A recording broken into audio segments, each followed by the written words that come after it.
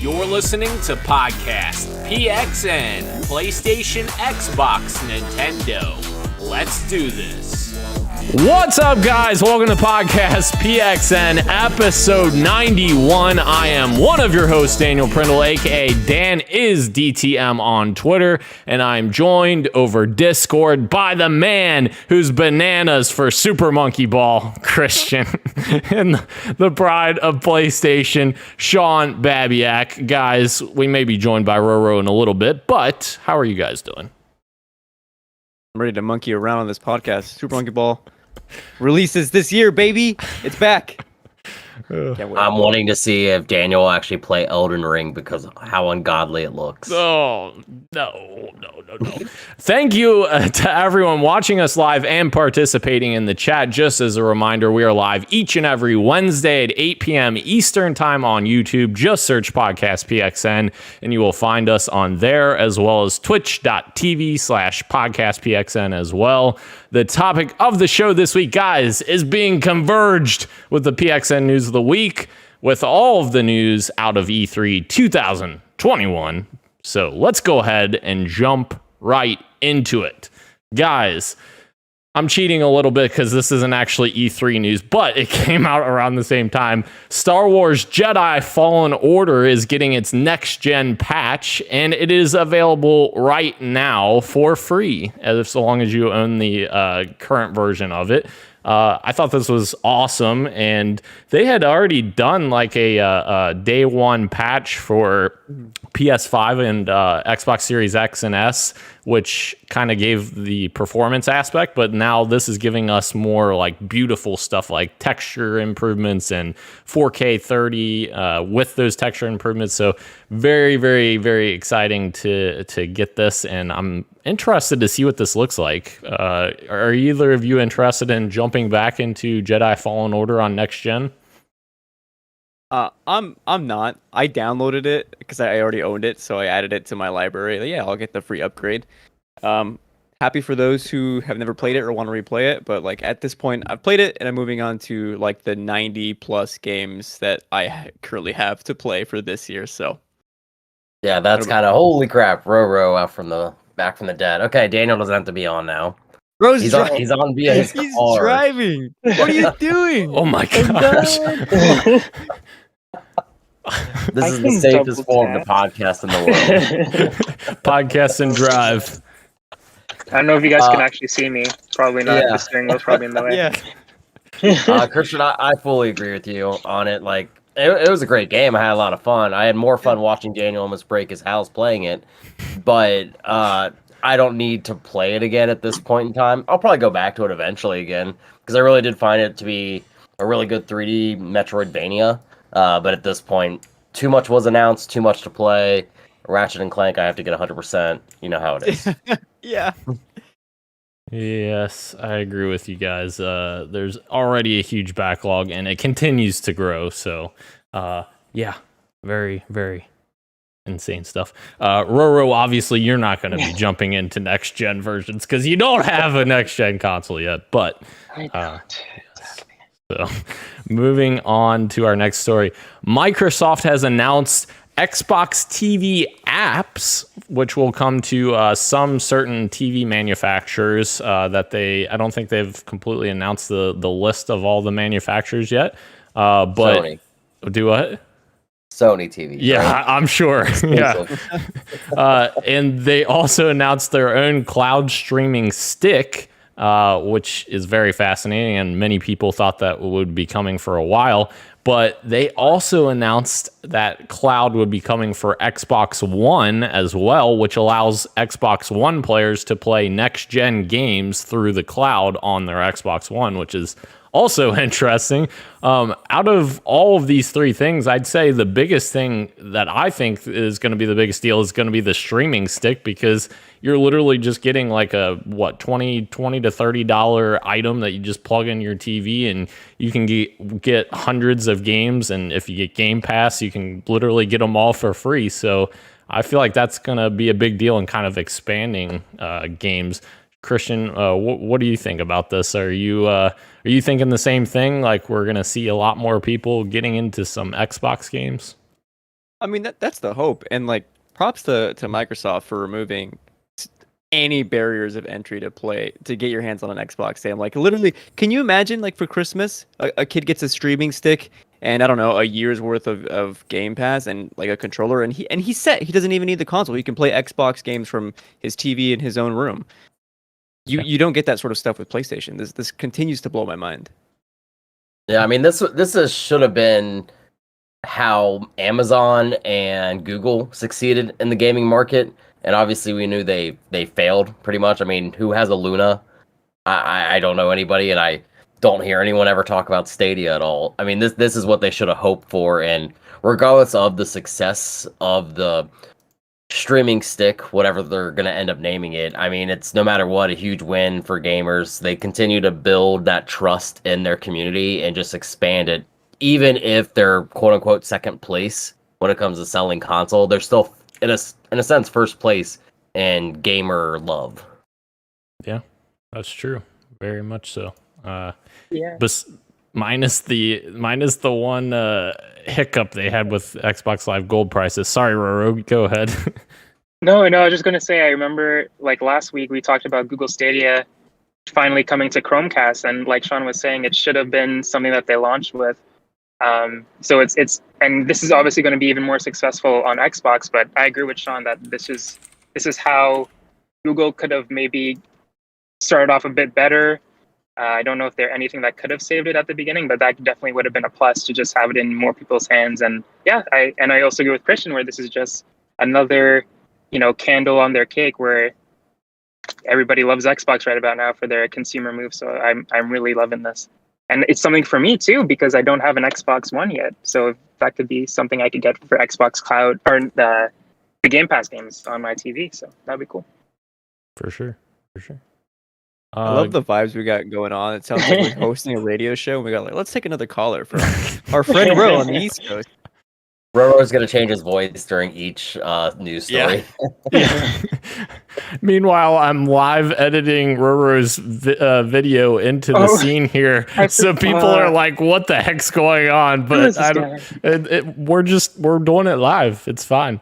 But the next story, guys, Summer Games Fest was kind of the thing that kind of kicked off E3. It's not technically included with E3, but they had a ton of stuff that they announced, and Jeff Keighley kind of headlined this, which was very cool.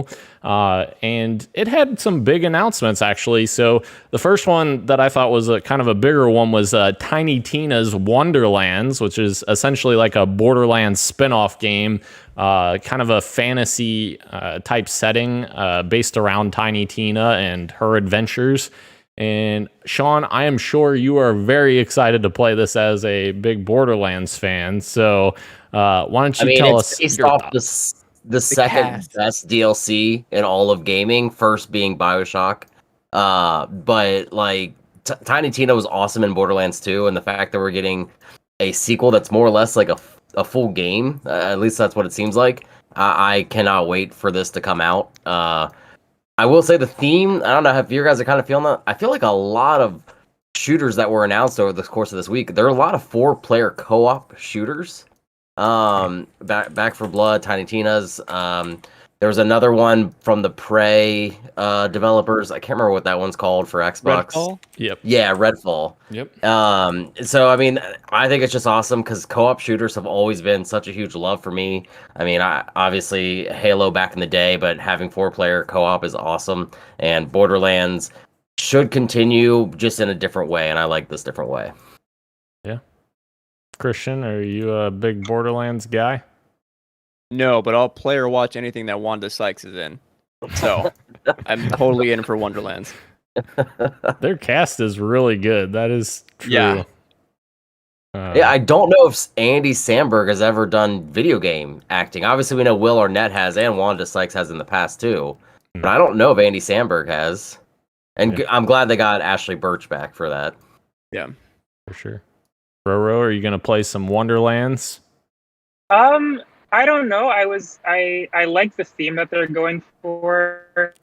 I haven't played a lot of Borderlands 1 and 2, so I'm not super familiar with Tiny Tina's expansions and her as a character. But I liked the trailer that we showed, even though it was cinematic. Yeah. But yeah, I'm definitely interested. I like how they described it. They're like I forget the names now, or what the words they use to describe it. But like a high fantasy looter shooter. So that sounds up my alley for sure. So I may give it a try once we see a little bit more gameplay. But yeah, I'm definitely intrigued, to say the least, right now. Nice. There's a lot of stuff in here, so I'll kind of read out some of them, and I'll let you guys kind of pick what you guys are more, wanting to talk about here, because obviously there's some smaller. What's that? Oh yeah. So there's a ton of stuff in here, but Christian, you mentioned Death Stranding. So Death Stranding Director's Cut was announced. Are you gonna play that on PS5? Absolutely, dude. I want to feel those like weights on my arms with those triggers. And also, like, we knew Kojima was gonna be there. Jeff Keighley and Kojima are buds. Yeah. I didn't know what we were gonna get from him. To see this, it seems like it's gonna be like VR missions. The director's cut has me curious. Is it gonna play more like Metal Gear Solid during the additional segments? I don't know. I'm very curious. I can't wait. More people should play this game. Yeah. Nice. Yeah, Christian brought up the haptic feedback, and I didn't even think about that. That game's going to be really awesome with that. Mm-hmm. So you can really like feel the impact of your deliveries, every single one of them. Peeing. Feels good, man. Guys, I want to point this one out. Jurassic World Evolution 2. Let me just say, that trailer started, and I got fooled again by this freaking trailer, because the last game when this was announced, it was the exact same. It was the same scenario. Jeff Goldblum freaking narrated it and introduced it. And the first one tricked me in the same way, where I thought it was going to be a freaking RPG dinosaur game based with like the Jurassic Park license. And I was like, yes, let's go. Let's go. Yes, keep talking. Yes. And then they showed Jurassic World Evolution 2, and I was like, shit. They did it to me again. Not to say that those games are bad or anything. It's just like, I've been wanting like a first person or third person like dinosaur like survival, not survival because that's like Ark Survival Evolved, but like, you know what I'm saying, like an RPG like progression. Dino Crisis? Yes, exactly. Dino Crisis. That's survival horde. I don't know. Whatever. I want some kind of dinosaur game. I'd take Dino Crisis, but yeah, that made me a little sad when that came through, and I was like, oh, okay. It's a construction management game. I had no idea. Yes, I didn't think the first one reviewed at all well. I think it. I thought I'm it was trying like, to look it up on Metacritic, and it's not loading. But I thought it was I didn't remember it being any type of success. Yeah, I think it was like average. Yeah, it's rated 69 on Metacritic. No pun there. Nice. Yeah, it's rated Jeff 69. Yeah. So I mean, it's an alright game. But I mean, there's only so much you can do with a park simulator. So I don't know. Is there anything else here that gets your guys' attention? Sable. I know a lot of people have been excited for Sable. Yes, sir. We got a release date for that this week. I don't think it was at Summer Game Fest, but I'm a big Japanese breakfast guy, and I've been highly anticipating this game for a while. So cool to see it. Nice. Me too. Yes. For me, it was Salt and Sacrifice, the sequel to Salt and Sanctuary. I love that 2D side scroller. Played it on my Vita, PS4, and actually Switch. So I love that we're getting a sequel to it. And reasonably priced, only $20. And there's a lot of details that they've added in comparison to the last one. I thought this was a kind of a cool moment that Among Us is getting a new hide and seek mode, because a lot of the community had already made like a like half-ass, like, I don't know, hide and seek mode, so to speak, that people just like did on their own. But it's cool that they're kind of giving official support for that. So I thought that was cool. As well as the Xbox conference, which I'm kind of jumping forward, but they announced that they're having 15-player lobbies now for Among Us as well, so that's cool. So that was announced a while ago. Oh, 15 lobbies and all the colors, but I think they were showcasing that because it was also coming to consoles as well. That update. I did not know that. Okay. Interesting. Did you guys check out that like literally 5-second tease we got of the new agent coming to Valorant? Jeff's like, all right, this is a very small thing. Yeah. And he showed it. I was like, really? That's it? But I forgot about that. yeah. I'm sure some Valorant fans may have been like losing their mind, but for everybody else, it was like, what was that? Yeah.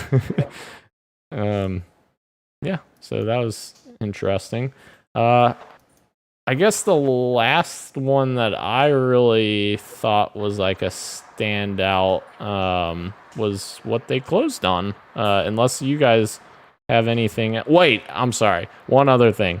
There is a veteran team that is made up of some former Treyarch people that is called Deviation Games. I thought that was very interesting. A lot of the creative guys from Treyarch kind of went over there, so I thought that was kind of cool. And they're working on PlayStation exclusive game. They signed a deal with them, and it sounds like it's going to be kind of a big not first person shooter. They haven't said that. A big multiplayer game for Sony. Probably will be. It probably will be. Yeah. Yeah. But yeah, does that excite you at all, Christian?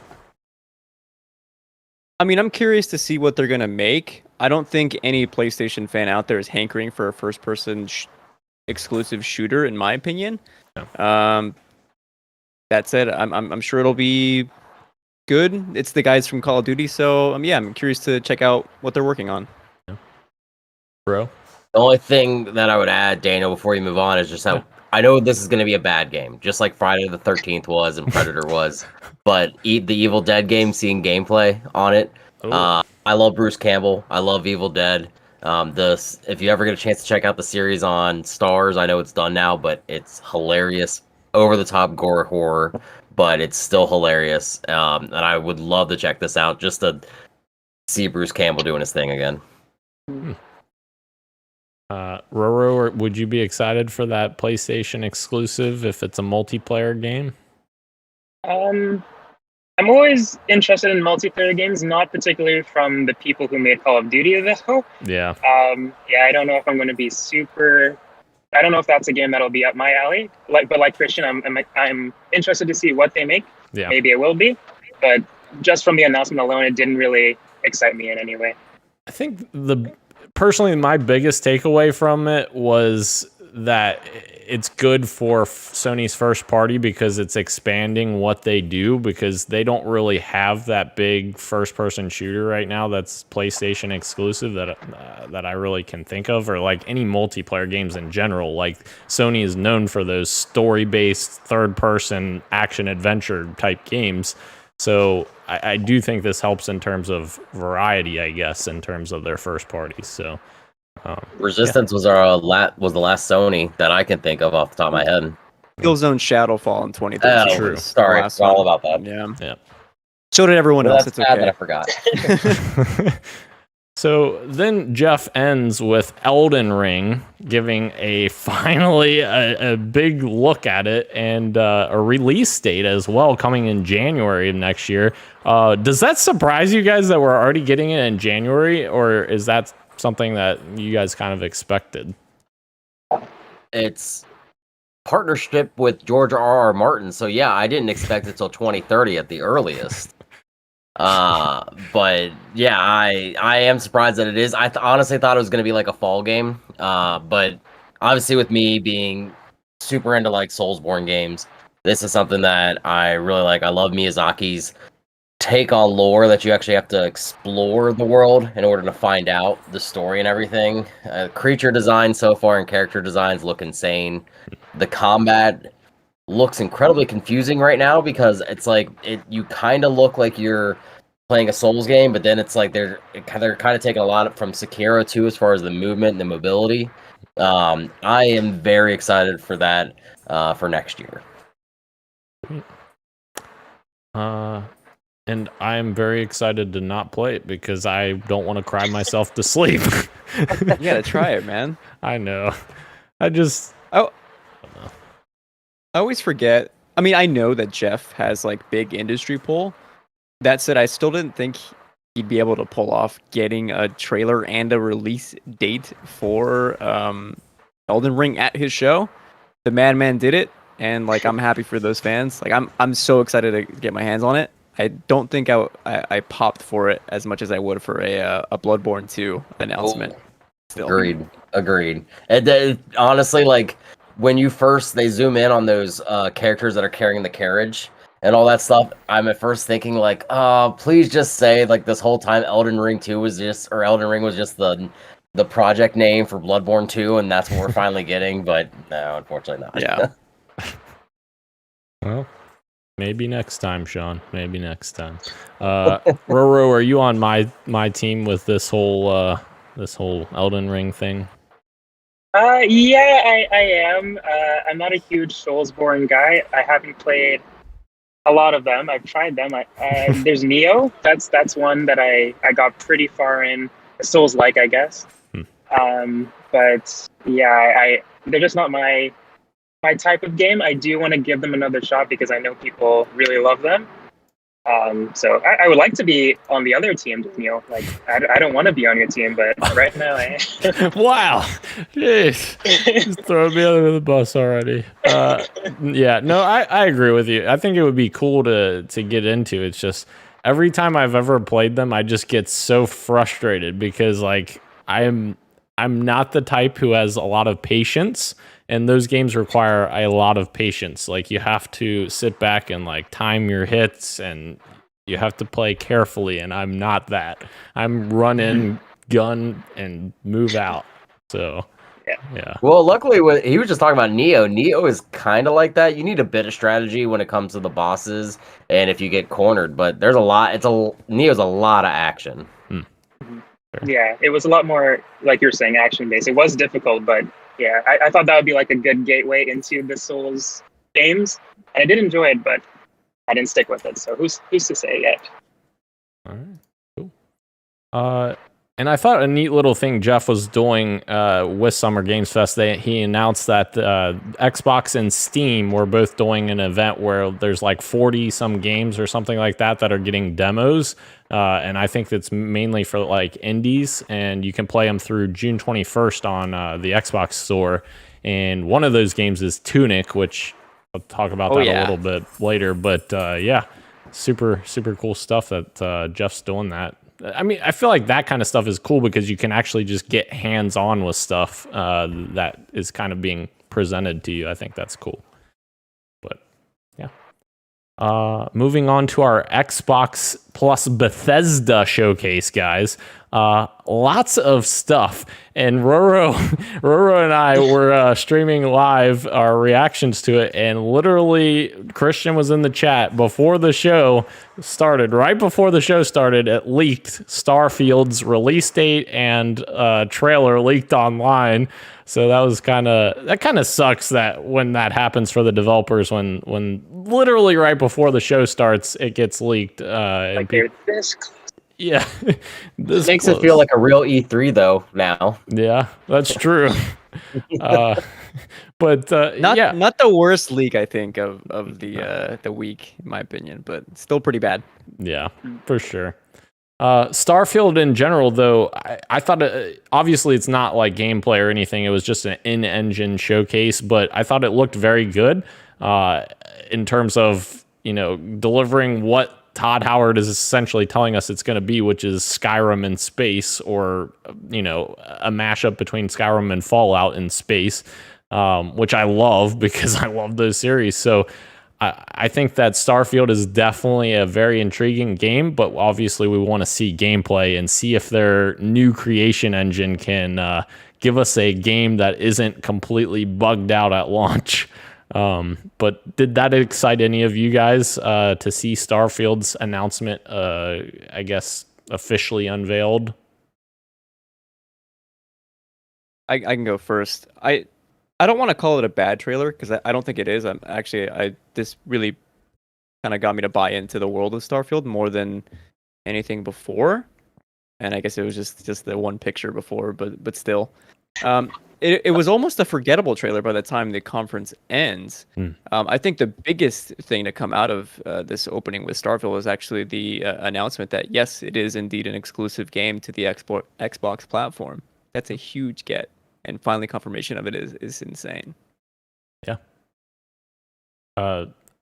I agree, Christian. I think that the biggest thing here, I think that's why they showed this trailer. I think that they showed it because they wanted to say these Bethesda games are exclusive to Xbox. I'm not sure that they would have announced this if Bethesda wasn't with Microsoft, because usually Todd Howard and his team like to show the game at the last minute and then release it. Like Fallout 4 famously was announced at E3 that year, and then it came out that fall. So I do kind of think that Microsoft wanted to announce this because they wanted to say this is exclusive, as well as another game we'll talk about here in a little bit. But they're kind of staking the flag in the ground, saying Bethesda games are going to be exclusive, or at least to an extent, most of them will be. So yeah, I agree, Christian. Yeah. Sean and Roro, are you guys excited for Starfield or the premise of Starfield? Sean, I know you're not, because you don't play Elder Scrolls and you don't play Fallout. So I was gonna say Western RPGs are something that obviously don't interest me too much. Yeah. JRPGs more so. I really liked how Christian put the trailer though. It wasn't anything that like, oh man, this looks bad, but it just felt forgettable in the whole grand scheme of things. And the one thing I will say is Bethesda, even before though they got bought by Microsoft, is known to announce games way ahead of time, because they've already announced Elder Scrolls 6, but no news on that. Yeah. That, I think, over Starfield will be the true test of Xbox prowess when it comes to the Western RPGs, because Starfield will sell. It won't sell like whenever Elder Scrolls 6 comes out. Fair. Yeah. I was happy to see it again. I do like my space RPG sort of setting, so I'm definitely interested in Starfield. I think most of us here, if not all of us, expected it to be here, but I expected gameplay to be shown at least a little bit. I think it's November was the date that we got, November next year. Yes. So there's another E3 between now and then, so that they could show it off. So I understand them not showing it yet, to just have more time to work on the gameplay to show off when they're ready. That's the only thing that I was kind of disappointed with, because the first trailer was just so vague. This one was, it set up the world a little bit better, like Christian was saying. So that got me a little bit more excited for it, but I really want to see gameplay. Cool. Yeah, I agree. Christian, was there one thing from the Xbox event that you were like, oh my gosh, this is awesome? Two things, and one was the Battlefield 2042 gameplay, which looks absolutely unreal. I am so excited to get back into a Battlefield game, and like more stuff has been trickling through just like tweets and stuff, and it looks to be one of the most fun shooting experiences I'm going to have this year over anything else. The freaking dust storms, that looked insane. It just like encapsulated the map, and you're just like, oh my gosh. Me and Roro were like, this is insane. I've never seen anything like this before. Crazy. Sorry, go ahead, Christian. I just like the active UI of being able to switch like the loadouts like mid game. It just looks really cool, and it's also just like a cool system to have in your game. Yeah. Sorry, Ro, go ahead. I was just going to say the thing that made me go crazy, besides like the weather, the dynamic weather, was just like the verticality of everything, like jumping off buildings. The elevators is what made me go crazy for some reason. Like that you can go into the buildings at all, and then go up the elevator and jump off the roof if you want. I saw like somebody take a car up there somehow. I don't know how they did that, but they just drove off the roof and then crashed into helicopters like this. Yeah. This is insane, and it was gameplay, so I know it can happen. So it looks crazy. Yes, only in Battlefield moments. Yes. Sean, did you have something that you were excited to see from E3 or from Bethesda Xbox? Sorry. So I have 3 things One of which is just an announcement that Hades is coming to Xbox on Game Pass. Hades was my game of the year last year. Love that. I'm so happy more people can experience it, especially with Xbox Game Pass. That is just awesome for it. The other one is actually a game that I've never played in my entire life. I just thought it was a really cool thing, which is the Johnny Depp or Jack Sparrow in Sea of Thieves. Amazing. I mean, yeah, best comeback story. I think that and No Man's Sky would be like tied with like best comeback stories of video games. And the fact that they got something huge as Pirates of the Caribbean in a Pirates game, I think is a huge win for Rare and Xbox in general. Is that Johnny Depp's voice? It sounded like Johnny Depp. I probably isn't, given all of Johnny Depp's stupidity. Right. I guess I just associate that character with him before I take him out of that realm. Yeah.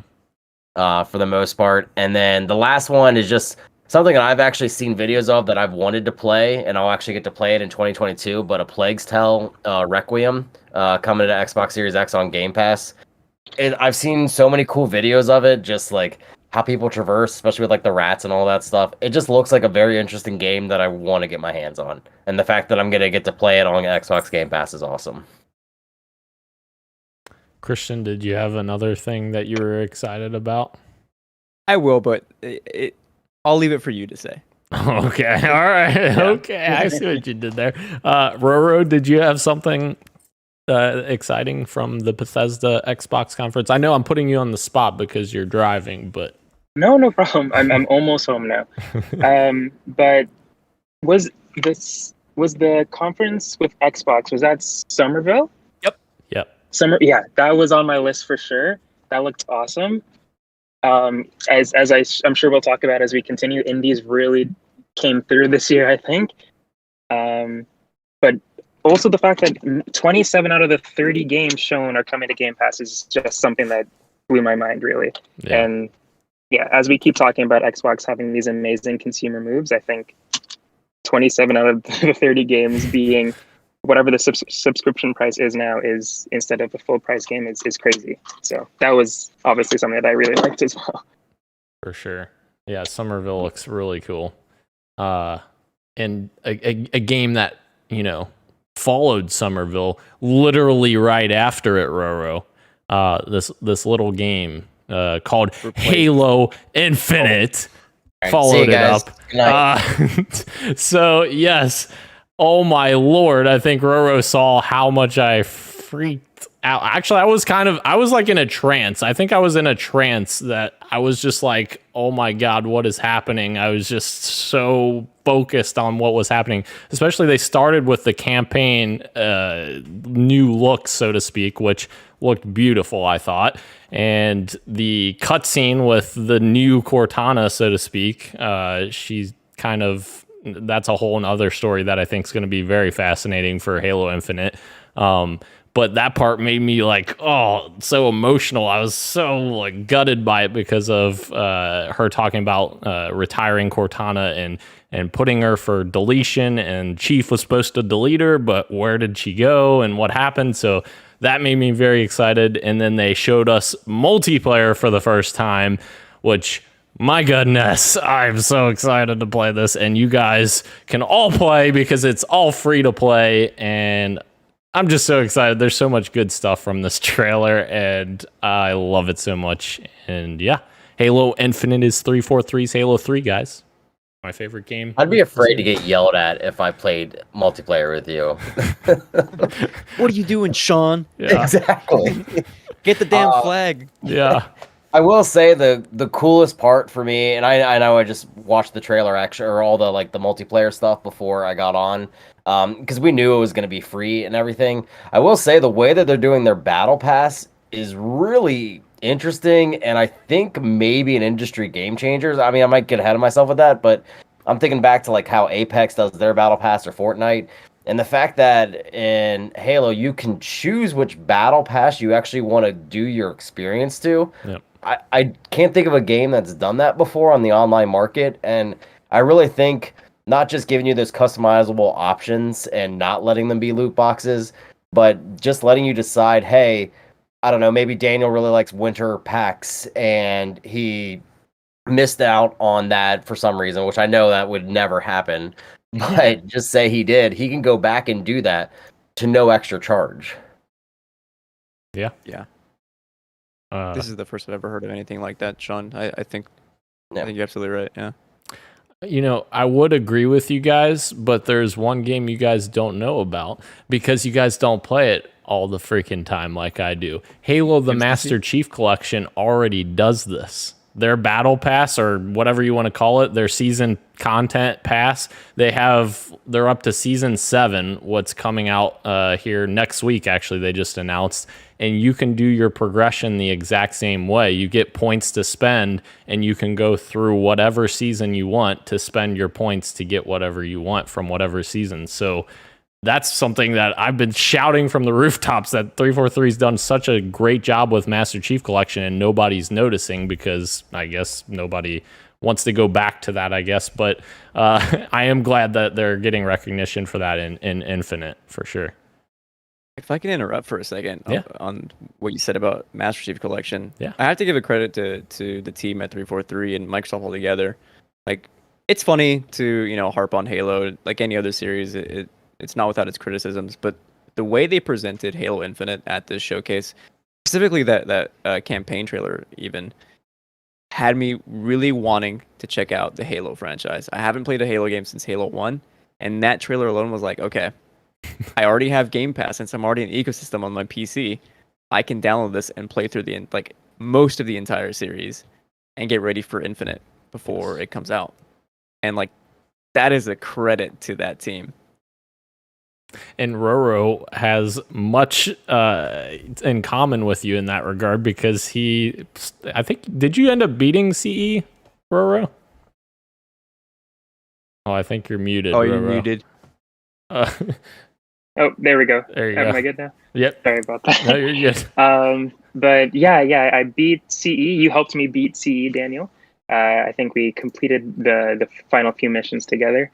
But yeah, I'm in the same boat as Christian, where I haven't touched. Well, I have touched 2. I'm very early on, but yeah, every time I see more Infinite, I'm like, I should really get back to that. Daniel's always raving about it. I have a couple of friends who really like Halo as well, and I just never got into it the same way that they have. And I would like to be a part of it, because Halo Infinite seems like a huge moment for that community. And when it comes around, I'd like to hop in at the same time. So definitely want to get caught up in the story. And when the trailer came around, Daniel, he was getting emotional at some of the parts, and I was just like, this is a really cool trailer, but I have no idea what's going on. But I would like to be feeling the feelings that Daniel's feeling and get attached to these characters. So yeah, definitely want to get back to Halo for sure. Yes. My love of Cortana goes deep. She's not real, Daniel. I understand, Sean. She's real to me. She's 3D. Yes, and Christian, I extend my same offer that I sent to Roro. I will play co-op if anybody wants to play. I love playing the campaigns over and over and over and over and over. So, Is it just 2 or is it 4? what? How many people can play? Oh, The co-op campaign. Oh. Halo 1 and 2, it's only 2 players, but then 3 and 4 are 4 players.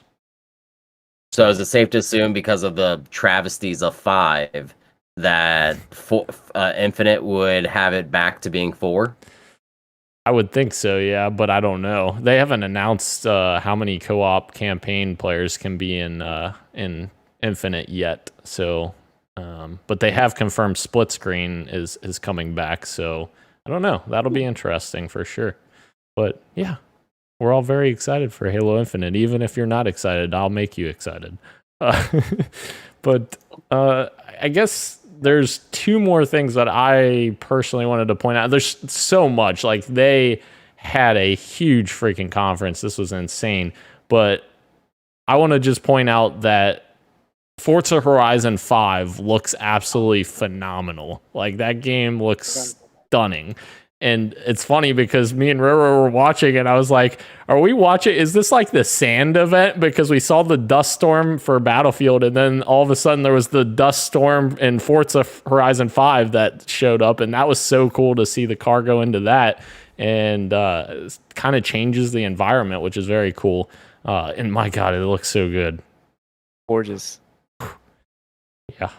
But yeah, I thought it looked good. I almost forgot about Flight Simulator coming to consoles. Yes. Oh yeah, July 29th, is that when it is? I think so. Yeah, that sounds right. With a Top Gun expansion. Yes. Top Gun Maverick. Yeah. What? Yeah. That rules. Very cool. And yeah, lots of other stuff. Back for Blood's included in Game Pass, which was a cool announcement, like Sean said before. How did I forget this one? I'm literally remembering all these announcements scrolling through here. Obsidian announces Outer Worlds 2. Yes, please. That was my game of the year for 2019. Exclusive as well to Xbox. Yes, exactly. Yep. I'm so excited for that. And then I feel like the last one that I thought, if there's anyone that wants to add anything, was what they ended with, which was the Redfall trailer, which Roro had pointed out to me that Pete Hines was wearing the Bite Back shirt, but I was like, I have no idea what that is, Roro. I don't know. And then we end up finding out it's a brand new game from Arcane, which is very cool, and it looks very original. Obviously, it's just a CG trailer, but it got me hyped for it. Vampires and all kinds of crazy stuff going on. Were you guys intrigued by this new game from Arcane? I have never once played an Arcane game, but seeing everyone else get excited about Redfall made me want to go back and correct that mistake that I so obviously have made. Yeah. And this is being made by the Prey team, because they have two different teams at Arcane, and I actually really liked the Prey game. I thought it was really, really good. Yeah. Dan Stapleton, your buddy, feel the same way? I can't remember. I don't like Dan Stapleton at all. No. Dan Stapleton and I don't get no. Wasn't he like the IGN guy? Yeah. Yeah. Daniel got in a Twitter spat with him a while ago. No, he's just a very abrasive personality. Like if I don't know, we don't need to get into it, but in general. Yeah, I mean, it is a co-op game again, and I was talking about at the beginning that there were a lot of kind of co-op announcements type thing, but if they can coexist, I'm all for it. I really do. I mean, it's known that I don't play online games really, but I do like co-op experiences more so than competitive or PvE, PvP type stuff. So that type of thing, I'm all in for. And Arcane, Dishonored is awesome. I never got a chance to play any of the Prey games, and I know it's the Prey developer, but I always enjoyed Dishonored. Yeah, for sure. Just to throw these last couple things in here, if you guys want to comment on these. A lot of people were talking about Replaced, which is like that 2.5D sci-fi action platformer, which that looked like a really cool vibe. Christian, were you excited about that? Indie game supremacy, baby. Absolutely. Can't wait to play. Nice. Yeah. I thought the art style was super unique and very cool, and yeah, it was very interesting to see. And also another little thing, Contraband from Avalanche, the creators of Just Cause, like that came out of nowhere. They're not even a first-party studio, but they're making first-party game. That was really interesting.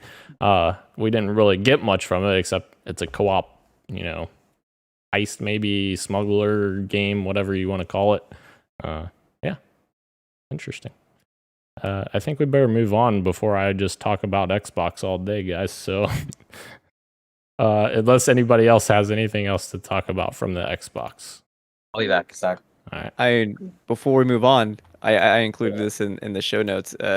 Xbox does have more of a showcase to show, even though it's still not technically part of E3. Yes. It's the Xbox Game Showcase Extended, coming tomorrow, June 17th at 10 a.m. and I have the list of studios who will be at this: 343, Double Fine, Ninja Theory, getting a look at Hellblade, maybe Project Mara, Obsidian, Playground Games, Rare, World's Edge, and more from our talented developers, says Xbox. So, should be hosted by cool. the one Paris Lily as well. Yes. Very cool. Very cool. Paris is awesome.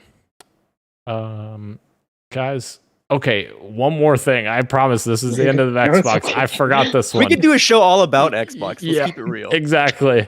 Everwild. So there was a lot of talk of why Everwild wasn't at E3, and obviously Rare has the Sea of Thieves expansion coming with Jack Sparrow. But interestingly enough, we got some reports after this conference saying that Everwild has been completely rebooted and is now targeting a 2024 release.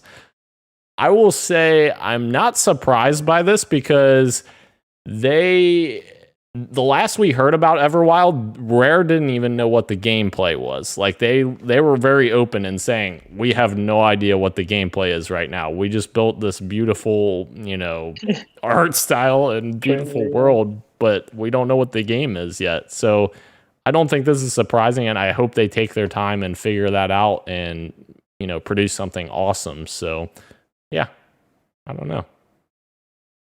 But I thought that was interesting.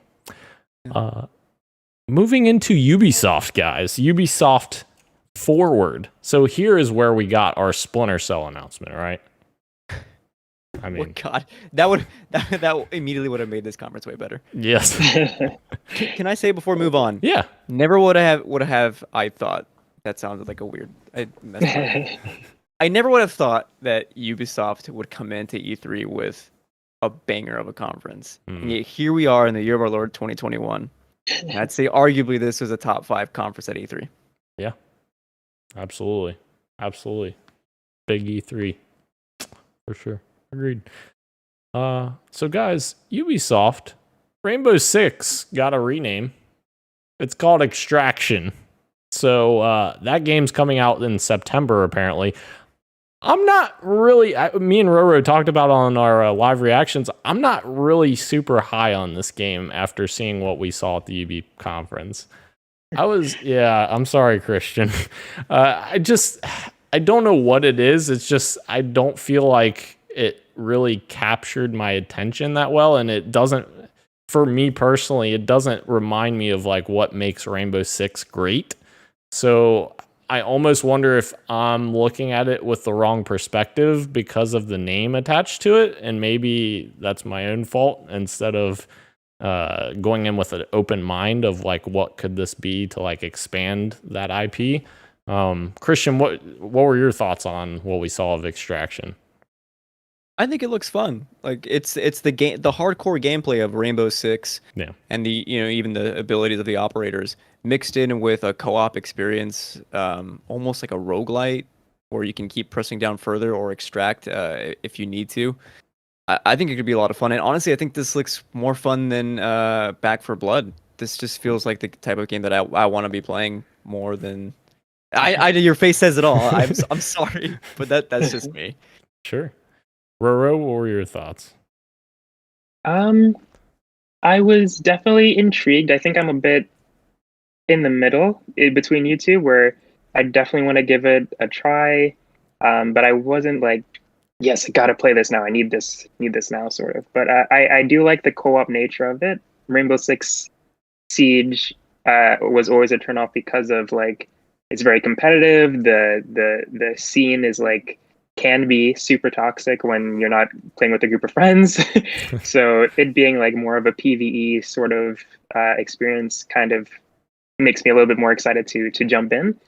And yeah, I am definitely intrigued. It might not be a day one purchase for me, but definitely something that I'll keep my eye on for sure. Cool. Far Cry 6's Season Pass DLC got a trailer. Why are we getting a Season Pass trailer when the game's not even out yet? I don't know. But it actually looks awesome because it includes all of the past Far Cry villains, which is great because Voss was awesome and why am I blanking on his name? Pagan, I think it was Pagan Min, maybe? Is that Troy Baker? Yeah. Yes. Yeah. Pagan Min, yeah. Yes. And then the Far Cry 5 villain, which I have no idea what his name. Joseph, maybe? I think it's Joseph. Joseph Seed, yeah. Yes. So unfortunate last name. So I thought that trailer was really cool because all their villains are super cool, and actually Far Cry Blood Dragon coming back in the Season Pass, which was super cool. I don't know about you guys. I loved Blood Dragon when it came out, but I thought that when this first like started coming up, like with the electricity and the lightning and stuff, I was like, oh, this is gonna be like Far Cry 6 Blood Dragon. Nope, it's just a re-release. But yeah, that's still cool. Yeah, did you guys think this was kind of a cool DLC, or I don't know? Like you, I wanted a Blood Dragon sequel. I think that would have been a lot cooler than just getting a remaster or whatever, a port, whatever it's going to be. The DLC announcement in particular was a highlight for me because I remember thinking to myself as this was going, if more of the Far Cry games were unique stuff like this, I'd be way more into Far Cry than I am with just like the regular games that are obviously political, but they say aren't political. I think Far Cry 6 just doesn't interest me. The DLC, I want to play that. So I don't know. Okay. Sean, you've returned at a good time because I'm sure you're going to be excited for this. Mario plus Rabbids Sparks of Hope has been officially revealed, and it was leaked ahead of time, unfortunately. But yeah, how excited are you for Sparks of Hope? I am excited. This was obviously such a successful partnership, and a heartwarming story when it I can't remember the developer's name, but when they showed him at that E3 in 2017, like unveiling everything, and him just crying in the audience about it. I'm just glad that this is getting a sequel. I really am. I love the game. I love the DLC with Donkey Kong. I am so happy to play another round of this, and it looks like they're going to be adding some more features. They didn't go too much into it as far as like what all that's going to entail, but I am excited for this one. This is my surprise of the show. I never thought in a million years this was going to be something that would get made. Yeah. Anybody else fans of the Rabbids games? I have not played the original. It's definitely something that's on my list to give a shot because I do like that style of game. I saw that it was on sale, so this may be the time to give it a shot. But yeah, I'm still super happy for the announcement because of exactly what Sean said with how heartwarming the original announcement was. I'm glad he got a second chance to continue with this franchise. So, yeah. And even though like the Rabbids license is attached to it, don't think of it as a Rabbids game because I find those incredibly annoying, especially like when they were like launching on the Wii and everything. Like they're actually a little bit more adorable, maybe a la Minions type deal, but they're not. They're more just rambunctious in the game, and just they're the ones that are causing the issues because they're stupid. But the fact that you can do different things with Mario that you couldn't do in any other game as far as shooting is pretty awesome. And I also love the fact that the one stipulation with this game is that Mario is not allowed to jump.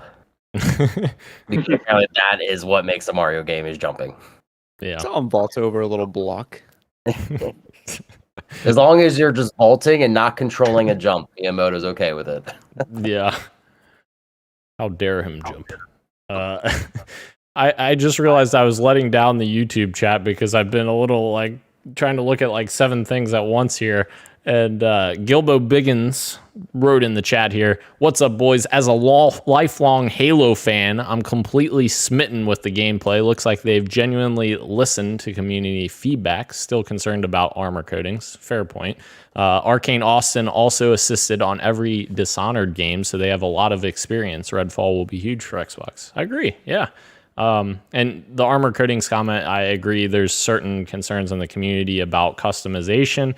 But I think that at the end of the day, I want to see what it is before I, say I want my colors back, like red versus blue and that kind of stuff. I want to see what the customization they're going to offer us. And they've said that it's going to be a lot more in depth even than what we've seen thus far. So, yeah. Sorry for missing your comments before.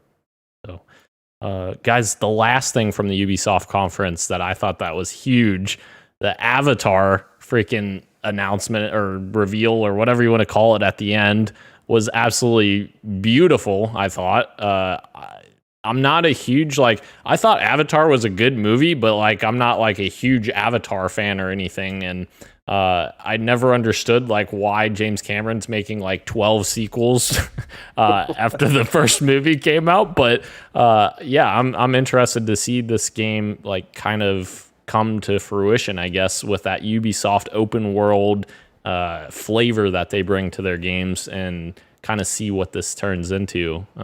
Was anybody else interested? Christian, I know you're a huge film guy. Are you a big Avatar fan?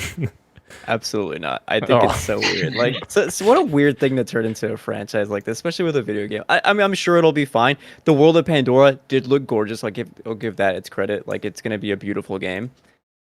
I don't know what it's about yet, and I kind of don't care. But like, I'll keep this in my peripheral vision. I'll check it out as it continues we get more details down the line. It's fair. Yeah, you said it looked good. I did not like the facial animations. Really? I did not think the actual Avatar characters looked that good. I thought the open world did. I like the creature design because I don't think we got to see in the movie too many of like the plant life and the creatures and all that stuff. We just really saw like whatever the dragon-esque things are. But I was not a fan of kind of how the character models looked. But I would kind of say that's more or less the theme anymore in a lot of Ubisoft games, or even like Square Enix too. Marvel's Avengers is a good take on that. The only thing I liked about, did we talk about Guardians while I was gone? We have not yet. Yeah. Okay, never mind then. I'll save that. But yeah, it looked interesting. I don't know if I'm interested, if that makes any sense. Yeah, for sure. I guess. Yeah, go. I was going to say I'm not a huge Avatar guy either, but I did think the trailer was really cool. I thought it was beautiful. I'm definitely interested to see where it goes. I think I've said it before, where Ubisoft games usually aren't my cup of tea, but I'm definitely interested to see what this looks like further down the line. Yeah. I did want to say before we move on to the some more notes here. Shout out to Riders Republic for looking like the most fun in a sports game I'll be having this year. I almost forgot about that. That's something that I'm super excited for. I actually completely forgot about that as well. Yeah. Very cool. Moving on, guys, to Square Enix Presents. So, Sean, you just mentioned Guardians of the Galaxy. I feel like this was kind of one of the biggest, like, out of left field things that we saw from all the conferences, really. And I was watching Roro's stream while I was unpacking my vacation stuff, and I was like, what the heck is this? And I'm like, wait, a Guardians of the Galaxy game? That's actually really cool. So yeah, I thought this was very, very cool looking. It definitely, it's looking to get that same, type of humor that the movie created, but it's also its own thing. It's not going to try to copy what the movies are doing. And some of the style choices are different in this compared to the movies, which is good. I don't want to, I didn't feel watching this, I didn't feel like that weird feeling like I did with seeing Captain America in the Avengers game, because I was like, man, that's not Chris Evans. Like, I have this weird thing where it's sort of Chris, it's supposed to be him, but it's like not. And it's like, I didn't feel that with this Guardians of the Galaxy character trailer, which was very good news for them. I thought they did a great job. But yeah, are you guys excited for Guardians of the Galaxy? I am. It's going to be so much fun. The gameplay looks a little bit rough here and there. Some of the combat I noticed just kind of looked just not as polished. Some of the facial animations, like Sean was saying, like Rocket in particular, looked a little weird in some scenes. But a single player experience? Are you kidding me? This game looks gorgeous. I get to make decisions as Star-Lord, and like it'll have consequences with my other crewmates. Like Rocket, remember, he got angry that I let Drax throw him. Yeah. This stuff is going to be such a fun experience to play. And later this year, I can't wait to play it. Yeah, I thought this was rumored actually a while ago, maybe like 2 years ago, that they had this. So I didn't expect it to be shown, I guess, on this one. I figured it was a next year game, but I would agree. The only thing just makes me a little nervous coming out of Marvel, where you play or Marvel's Avengers, where you play so many characters, now going to almost a single player experience with just Star-Lord. I think it could actually probably be better in the end, just because it's more geared towards just one character. I'm not a huge Guardians person in general. I enjoyed the movies. I like the comics. I actually will say I like the fact that they went back to Drax's original skin, as opposed to what the movies do, as well as having Gamora in her suit as opposed to like the leather outfit to make Zoe Saldana look hotter, which it's hard to do because she's already hot. But I do really agree with you, Christian. I thought you nailed it when it came to the combat. It didn't look breaking, and maybe it doesn't have to be, but it just looked something that I played before, but I can't quite put my tongue on it. Like, it maybe kind of felt like Prototype back on like the PS3, Xbox 360, with just the speed and the mobility of his like jet, and like just with the shooting. I think that game was called like Dark Void, that Nolan North voiced. It came out right after Uncharted, but we'll see how it goes. I mean, I just hope it has better success than Marvel's Avengers in the end. Yeah, I think you said it best, Sean. I think in terms of the one person you're playing with instead of the multi-team, you were saying it as a bad thing, but I actually think that's kind of a good thing because, like, honestly, that's probably my biggest downfall with Marvel's Avengers. There's so much going on, and you're playing as so many characters, it gets a little convoluted. So, like, I like that you're playing just as Star-Lord, and then you have all of the characters around you that are the supporting cast. I think that's awesome, and should hopefully make for a better single-player experience. Hopefully, knock on wood. But, yeah. I agree with you as far as that single player, because like obviously we all love Spider-Man and Miles Morales, and that's a single player focused. Yeah. But it just seems weird to kind of go, in a sense, half-assed with a team that Guardians is. They are a team. I do like you can decide where they go. It reminds me of that original Xbox game Brute Force, that you could tell your team members where to go, or even like SOCOM. But it just felt like it's almost like a half step backwards when it comes to playing as every character instead of just having that narrative focus. Fair. Yeah. Roro? Yeah, I just want to say I'm excited for the game. I really like the designs of the characters, as Sean touched on a little bit as well. I'm not a huge fan of Star-Lord's voice in this one, and maybe that's how he's supposed to sound, but he sounds like such a dude bro in this one. He's like, yeah, man, like, oh god, dude, like radical, like that's what he sounds like. And I guess maybe I'm just used to Chris Pratt's voice, but yeah, I haven't consumed a lot of Guardians of the Galaxy media and cartoons or whatever, so I don't know if this is how he's supposed to sound. But yeah, that was something that kind of turned me off. And I'm a little bit worried about the gameplay as well. I like what I saw, but I can definitely see it getting old as time goes on. But maybe it's super fun to play. But yeah, that's something that I'm a bit worried about. But the story and getting to make choices, as Christian was touching upon, definitely has me excited. And that's kind of the most important part for me. If the story's good, I'm probably going to play it all the way through. Yeah. Roro, go ahead, Christian. Sorry. Hopefully we can change Star-Lord's haircut. Oh. Yes, that too. Yeah, the voice in there. Yeah.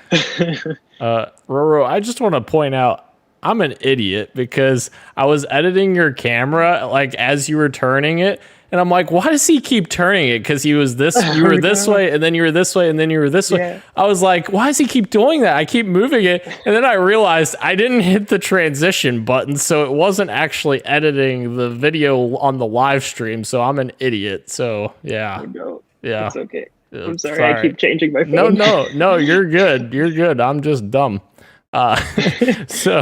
Roro, Life is Strange is getting a remastered collection that they announced, and will include both Life is Strange and Before the Storm. And also, I think we got a little bit of a look at True Colors, right? So are you excited for that? Yes, they did announce this like remaster at another. I don't remember when they exactly announced it, but that was news before. Oh. I'm definitely going to go. It's just they didn't show off how it looked yet, so this is our first look at how remastered it is. Like they did a comparison of the old game and the new graphics. And for the most part, I was pleased. I was expecting a little bit more of a jump, but it is such an old game, and the graphics for the original game are so stylized. So I do understand it may be hard to make it like what True Colors looks like. That's kind of what I was expecting for the remaster, like The Life is Strange, but in the True Colors engine, I guess. Yeah. But I'm definitely going to go back and play those games, cry again, maybe make some new choices. Probably not. I definitely have to get on Before the Storm though, so I'm happy that's included because I haven't played that one yet. And I'm so excited for True Colors, dude. So excited. I didn't need this extra trailer because I was already sold, but I'm glad we got a little bit more from it. Sweet. War for Wakanda. Anybody gonna play that? No, but it looked cool. Yeah. Looked very cool. Anything else from Square Enix, guys, that you thought looked interesting? Bummer that the demo for Stranger Paradise launched with corrupted files. Ooh. It's fixed now, but that was a bit of a fiasco for PS5 players. Thank you for pointing that out. I forgot about that game. Whoops. Sorry, everyone. As not being a Final Fantasy fan. Yeah, that was the Dark Souls Final Fantasy thing that was rumored a little while ago. So yeah, that was cool, neat. As you said. Yeah, from Team Ninja, no less. That's pretty interesting. I'm sure Sean will play that, right, Sean? I don't know, to be honest with you. I like Final Fantasy kind of staying where it's at. I just like when they kind of turn their battle mechanics around and like do different things. Like I said 2 weeks ago, the thing that I'm most looking forward to is Project Triangle Strategy. As far as any kind of type of JRPG at this point. So that'll probably be what I do before Breath of the Wild 2 and Elden Ring. Yeah. Guys, I put Capcom on here. Literally, I think the only thing that was interesting is they announced that Resident Evil Village is getting DLC. It's like, yeah. So, the Ace Attorney game looks pretty cool. What is it? Ace Attorney Chronicles? Yeah, Oh. I mean, I'm interested, but yeah, that's it. Yeah, it was one of those moments where like they announced exactly what they're going to show off, but at the same time you were disappointed with what you're just still expecting, like at least as a little surprise, which I think they did say, but they didn't deliver on surprises. Yeah. But yeah, it was a little bit sad, and I think Square Enix was pretty good too. But there was a lot of other conferences in the middle that were like, why'd you guys come to E3? Yeah. But yeah, it was. I feel that way with Capcom as well. They're obviously one of the bigger companies, so I understand them wanting to participate. But there were a lot of conferences that I don't think needed to happen this year.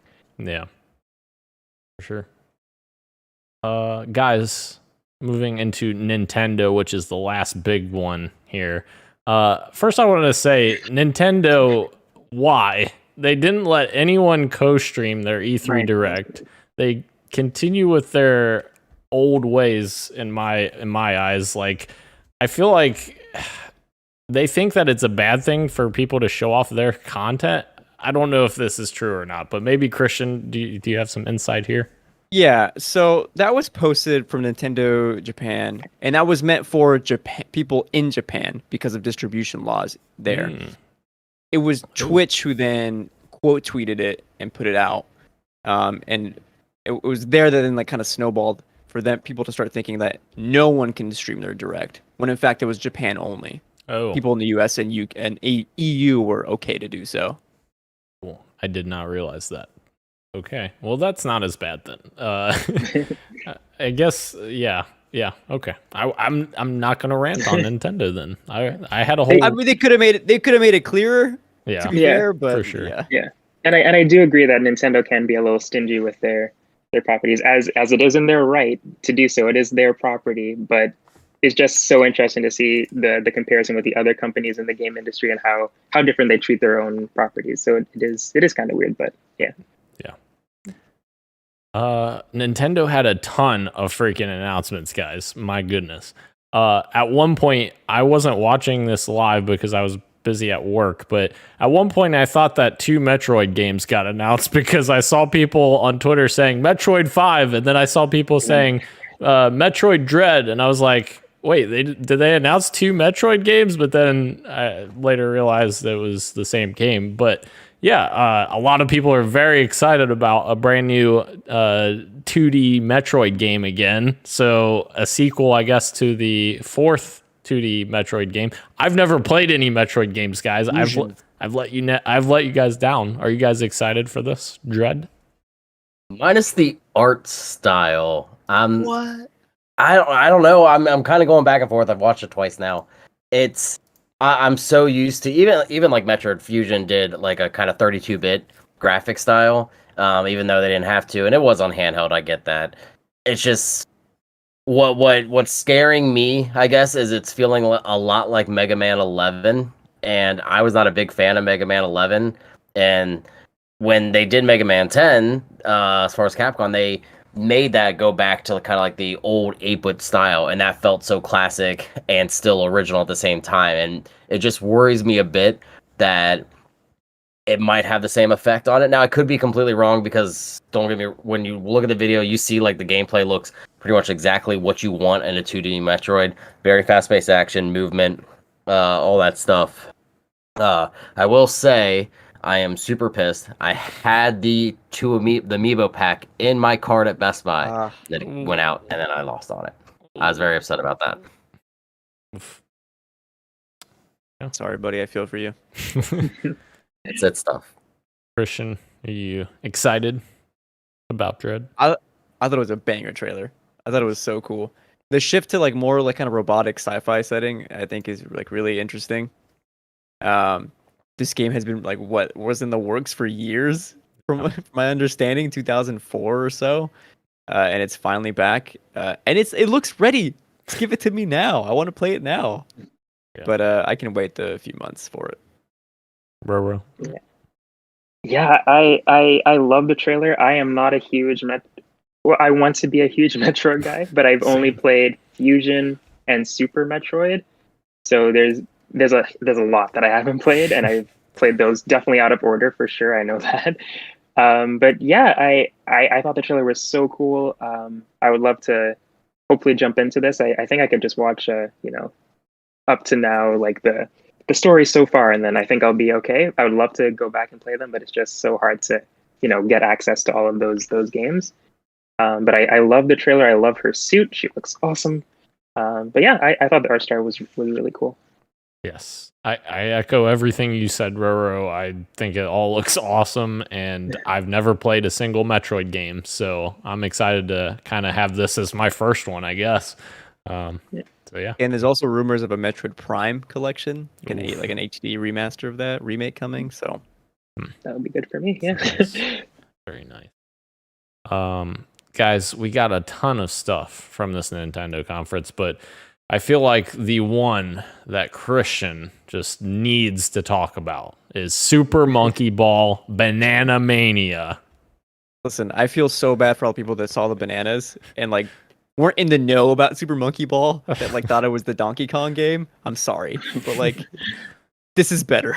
It's not, but like these games are like unironically so amazing to play. They're so fun, and the best 3 games are coming in a collection for like $40. Yeah. Amazing. Yeah, I remember playing, I think the first 2 games. Were they on GameCube? Was it the first 2 games on GameCube? Yes. Mm-hmm. I played the first 2 games, haven't played a single one since then. That's okay. That's where the good ones are at. All right. Yeah. We also got a little bit of a Kazuya. I don't know how to say his name. Kazuya, yes. Kazuya, I think. Yeah. From Tekken, joining Smash Brothers. Are you guys excited about some Tekken X Smash Brothers? Yes, actually. This is a cool character. It's not Jin. I wish it was Jin. That was always the one I used to play. It's just his dad. I'm not going to go into Tekken lore, but Tekken is actually a fighting game that I do follow. But I do like that Tekken is getting a representation, and it's not Haichima, who's in like they put in every fighting game as a bonus character. Soul Calibur, PlayStation All Stars, all that stuff. I'm glad it's actually one of the Kazuas. But I actually really like this move. This is the penultimate one for Season Pass 2. So it just makes me even more curious what is going to be our final one. And then will we get a third Season Pass? Because we didn't even expect to get a second one. And this one has been kind of lackluster. I would say probably the highlight is Steve, and he's not even that good of a character. But in my mind, the biggest highlight is Sephiroth, obviously, because Sephiroth is just awesome. He's the best RPG villain of all time. And most people kind of forgot about him because he is a little underpowered compared to Cloud and everything. But yeah, I think this is a cool win for Smash Bros. Fans. Wait, are you saying Steve was the big one, Sean, because, his celebration, his original celebration? Oh my god, I forgot about that. Yeah. That's disgusting, Dan. I'm sorry. I had to go there. Hey, Nintendo did it. I mean, come on. Yeah. I thought another cool one was Mario Party Superstars. They're combining a bunch of old Mario Party boards into this new game, which is awesome. Because I know a lot of people complain about the newer Mario Party games, but the freaking classic ones on N64 and all of that were so much fun. I'm very excited for this, and I'm definitely going to check this out. Anybody else a big Mario Party fan? I still play Mario Party 2. It's like the greatest Mario Party. And 1 through 3 are just like fantastic. I will not go near this game. Really? Oh, wow. No. Even with classic boards? I like that it's online. Yeah. I like that you can save mid-session in case anything happens. But to not have it bundled in with the current Mario Party online, for you to have only 5 maps out of the 3 games to charge full price for it? True. No. I will not buy it. That's fair. Yeah, I mean, it's Well, also a well, little too. concerning too that we never got any support for the Mario Party or Super Mario Party on the Switch, and I played the hell out of that game. I unlocked all the special characters and everything, and it took years, like I think 3 years, to get online support, and that was it. That's like the only thing we've ever gotten. And granted, I will probably buy this just because my friends and we all love playing those games. I'm upset that there's no motion, probably more than likely no motion control games, because they did show it off on a Switch Lite. So my guess is that it's not going to have anything that was like classic with like the Wii or the Switch or the Wii U. I totally agree with Christian as far as the ranking of the Mario parties when it comes to those old ones. So hopefully they pick like the better games of all those. But I'm hoping during some type of direct they're going to announce maybe future plans to support this, because 5 boards, again, I mean, it's one more board than the actual Super Mario Party, and you had to do a bunch of special things to unlock that 4th board. So I'm just hoping to see some support as opposed to what they just did with the last one that came out. Yeah, fair points. I do think it looks really pretty, though. The remastered of it, yeah, that looks nice. But I think I'm in the same boat as everybody else here, yeah. Yeah, for sure. Before we get to the last obvious one, do you guys have any other exciting things from the Nintendo Direct that you want to talk about? Shout out to WarioWare. Didn't think you'd come back, and I'm glad you are. I'm really happy that Life is Strange Remastered and True Colors are coming to the Switch, because that's probably where I'm going to play it now. Nice. Advance Wars 1 and 2 Reboot Camp. That's freaking awesome. So happy they're doing that. I think I talked about this when I was mentioning that I got a DS to play Game Boy games, and Advance Wars was one of the games that I wanted to go back to, and then being so sad that the cartridges cost so much money, but Nintendo heard my calls and they just remastered the 2 of the games, and I think it looks really cool. I love the art style. It reminds me of kind of like Link's Awakening, how they kind of made it look kind of toyish, plasticky sort of vibes. I'm definitely into that. I'm very excited to get a hold of that this year, which is awesome. Wait, Roro, could you just real quick? Could you just live on air here plead for a Dead Space remaster, please? I mean, if Nintendo listen, maybe EA will listen. EA will listen. No way. Dead Space, please, for my buddy Daniel. Yes. Thank you. Moving to the last thing, The Legend of Zelda Breath of the Wild sequel. My goodness, it looks really, really good. They showed like some sky elements where there's like islands in the sky or whatever.